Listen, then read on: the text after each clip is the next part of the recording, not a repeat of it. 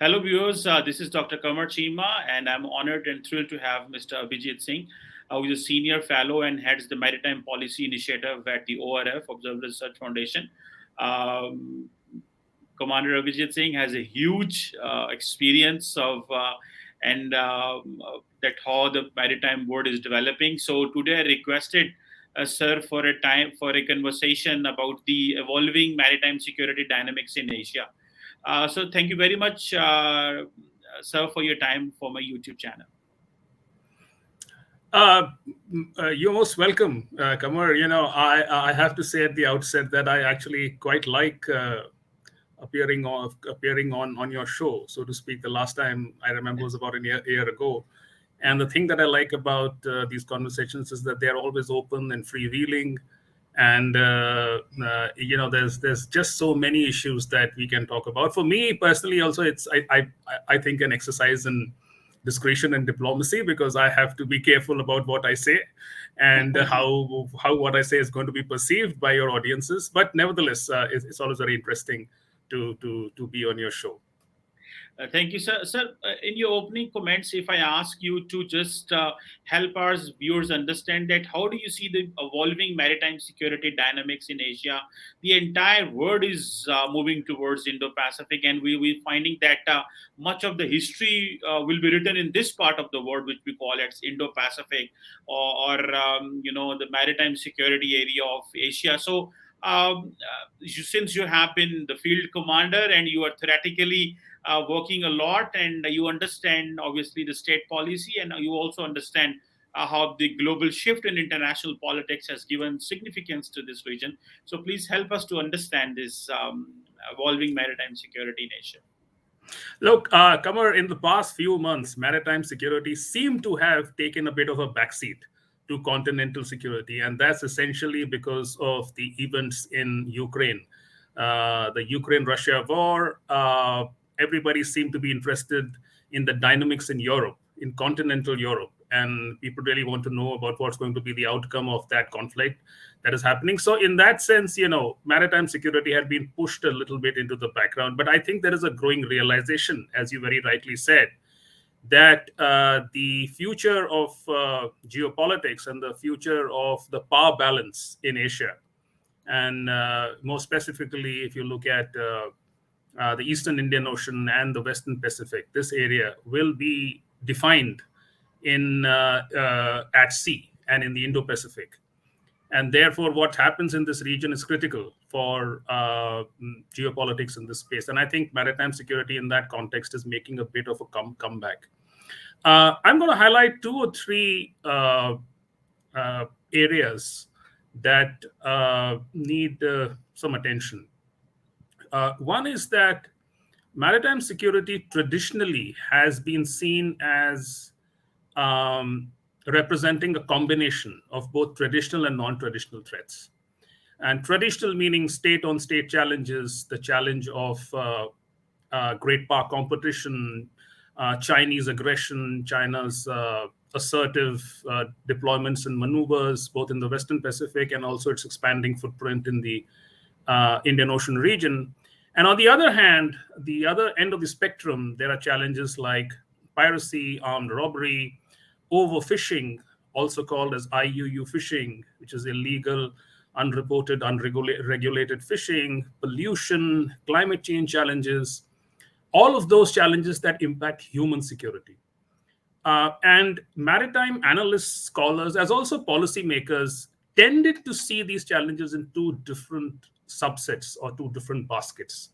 So the understanding in policy circles was that there needed to be one strategy to deal with traditional challenges, state-on-state, adversarial sort of challenges, and the other for human security, there needed to be a different set of strategy. This logic, this sort of driving logic, seemed pretty compelling.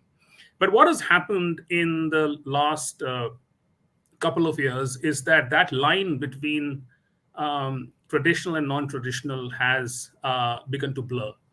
And what we have now are called as gray zone challenges, which are essentially hybrid challenges. These are really challenges with a dual dimension or multiple characteristics. It's very hard to put your finger on exactly what is it that your perceived adversary is trying to do. And what these gray zone challenges also do is that they keep the tensions between two nations and navies below the threshold of conflict.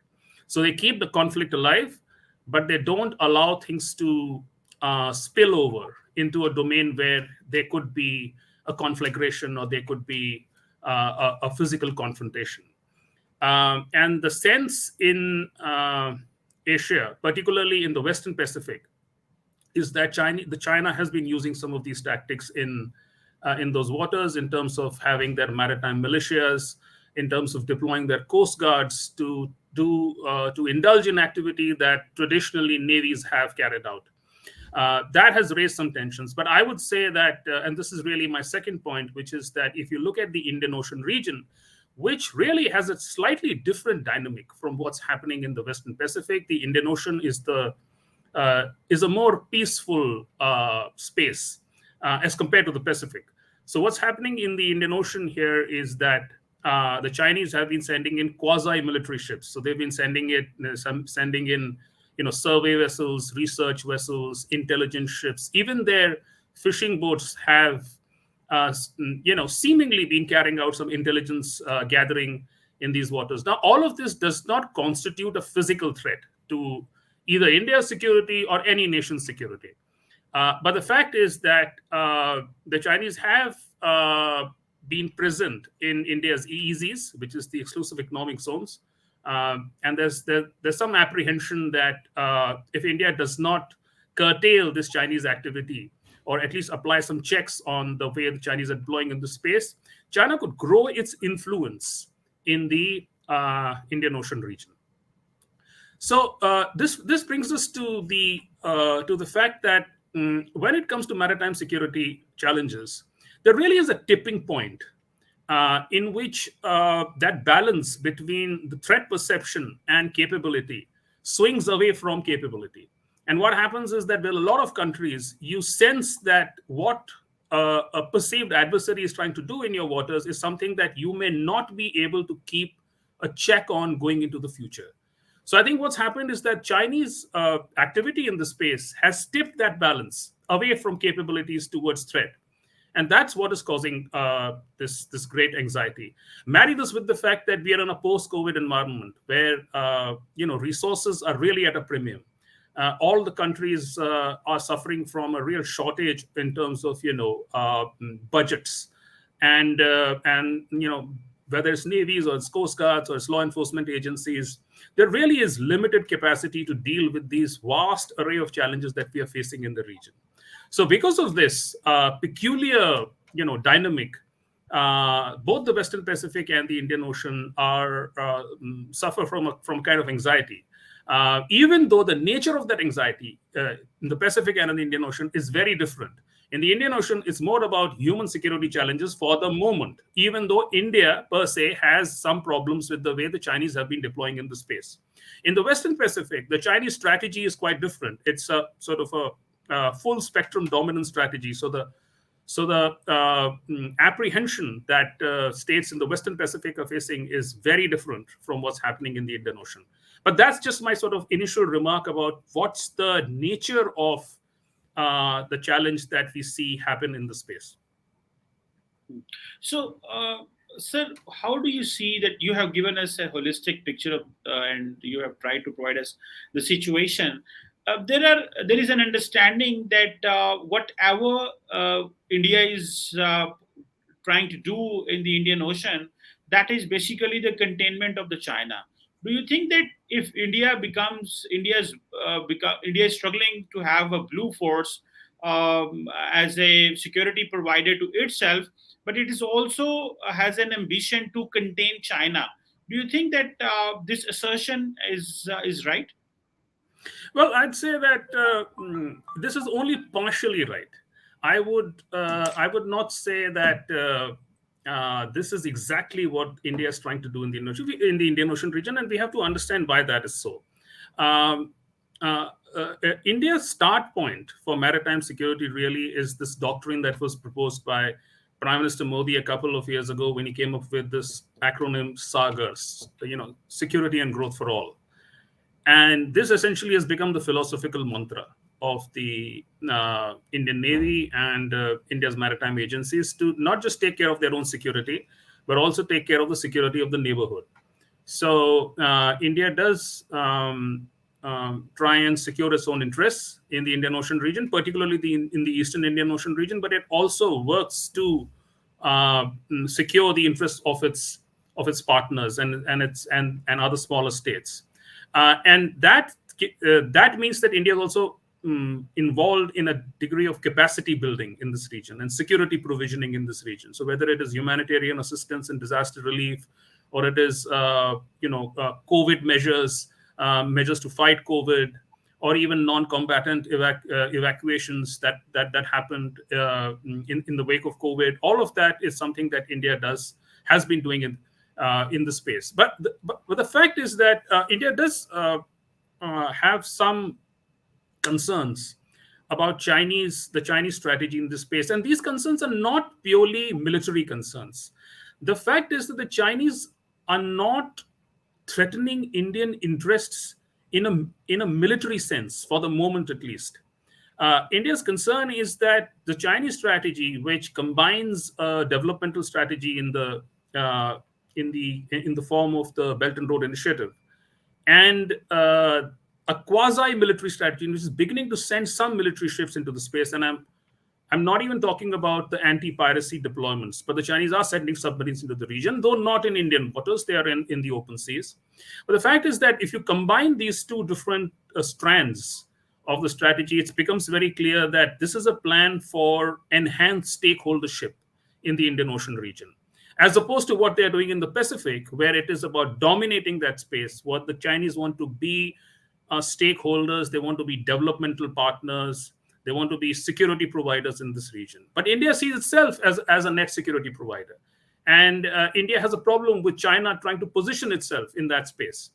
And it also believes that what the Chinese are willy-nilly doing through the Belt and Road Initiative is to develop these dependencies and debt traps. And we have seen the events in Sri Lanka, in past weeks. As also, I would say, to a degree, what's happening in Pakistan also, the failure of the power stations and all of that. That also, to a degree, could be because of, the manner in which the Chinese have given these loans, and the terms and conditions that surround these loans. So India's concern is that a number of countries in the region are becoming susceptible to Chinese coercion, and that does not bode well for India itself. So this is not purely a military threat. Of course, if the Chinese develop bases in the region going into the future, and if they deploy ships and submarines in the space, then the threat could turn overtly military or strategic. But at this moment, it's really a combination of call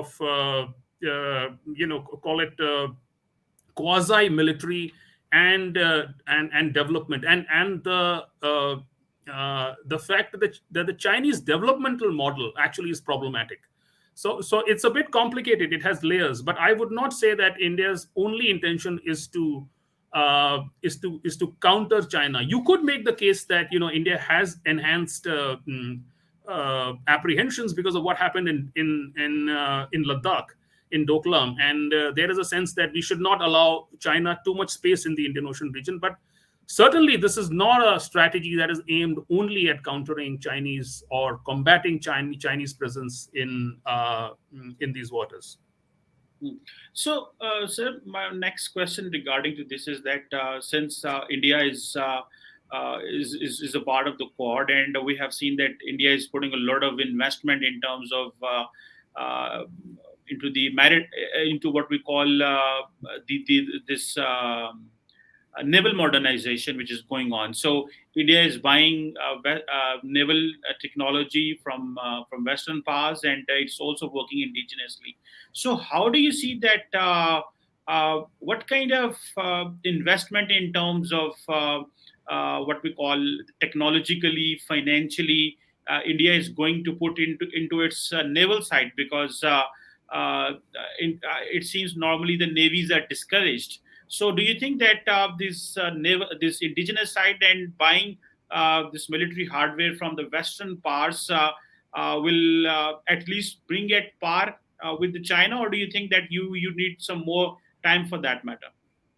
Well, Navy is modernized because of two reasons. One is that you've simply got to keep up with technology, and uh, if a navy does not modernize, it risks being left behind, and in a sense, having defunct weaponry and equipment. So I'm not really surprised that India is modernizing and modernizing at the pace that it is. I would say that that pace needs to be picked up because of the second reason, which is that you're often dealing with competitors, if not adversaries. And China, if I would be hesitant to paint it simply as an adversary, but I'd say surely a competitor in the way the Chinese are developing their navy, they're modernizing their maritime forces, getting in aircraft carriers, new submarines, precision weaponry and missiles, etc. And also, if you look at the advances they have made in the domain of space and cyber, so there very clearly is an imperative for India itself to modernize its forces. And I would say that it's not just India that is doing so. Pakistan itself is modernizing.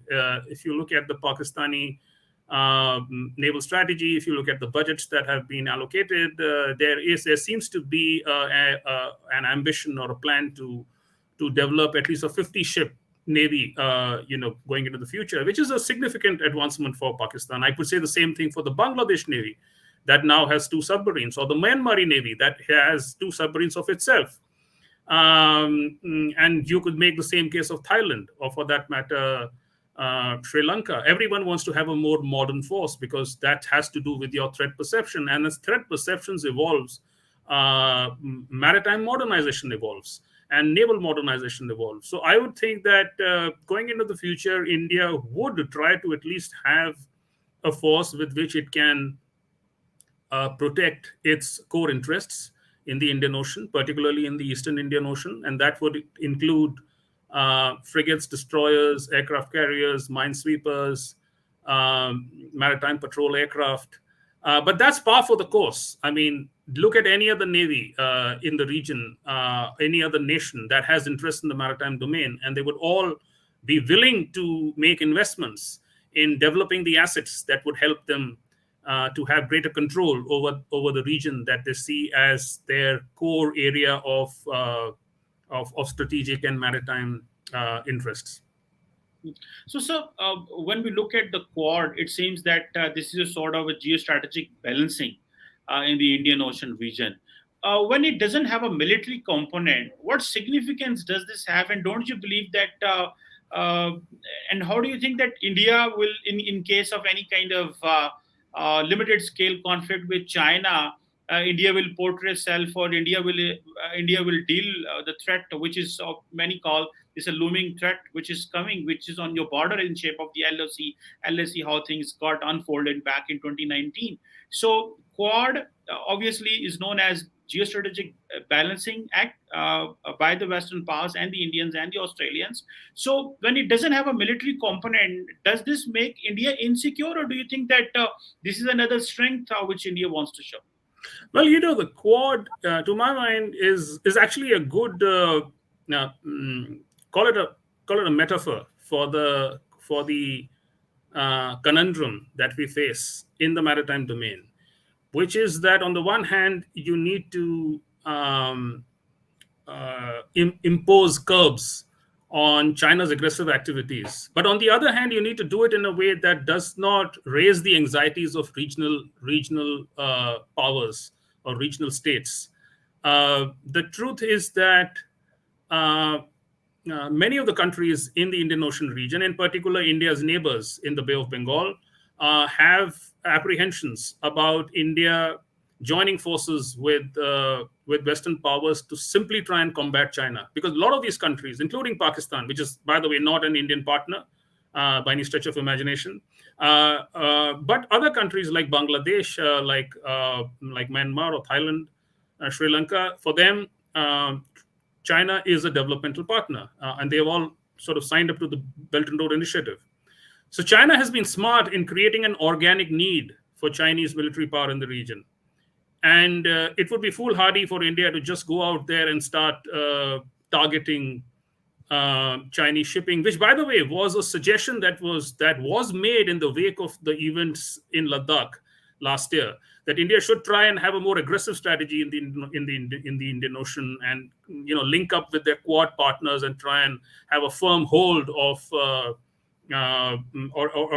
at least a more firm grip on developments in the region. But in fact, what's happened is that there have been anxieties expressed with regard to militarization of the space. I don't think militarizing the space is an option, which again points to the fact that New Delhi would be hesitant to send in to sort of open up the Andaman and Nicobar Islands for its Quad partners, because that would amount to a militarization of the space. New Delhi would be hesitant to counter Chinese presence in the Indian Ocean region in very aggressive, assertive, and a military-centric way.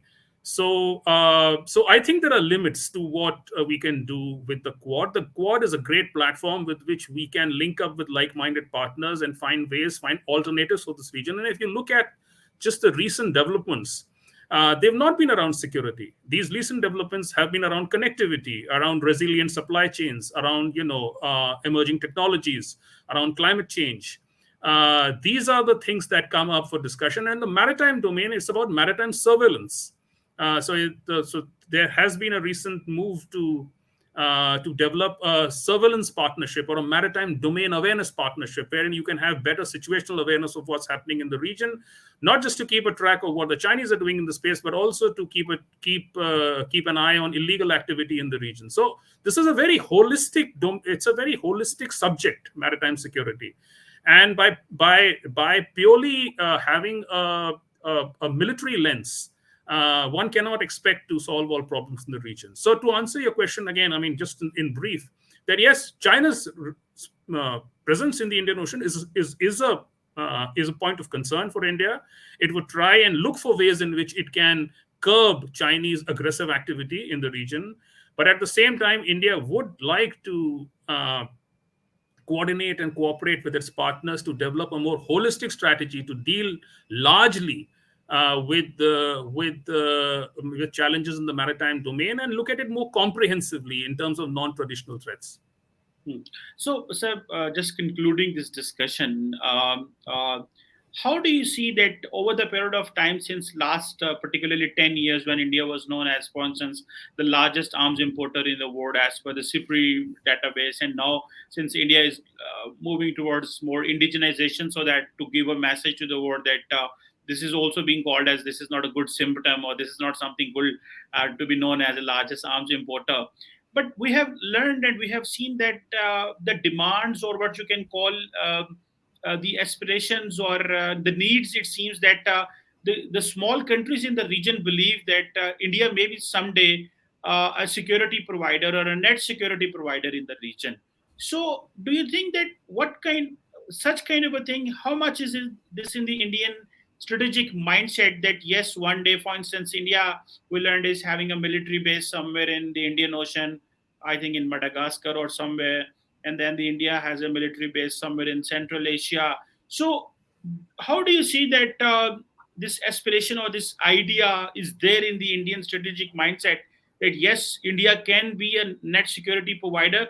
Or do you think that this is good for you know for a moment to come on into the media or into the hype or into the academic discourse, to give some sort of a more part to this, that India is becoming a great part?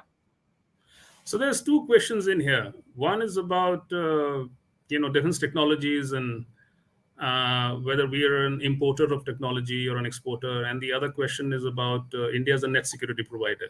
So let me tackle them separately. I think India at the moment has a big program of indigenization that is on, and that's sort of make in India, Atmanirbhar Bharat, meaning self-reliant India. Again, a mantra that's been given by Prime Minister Modi. And the thinking here is that any country cannot hope to keep importing arms in perpetuity.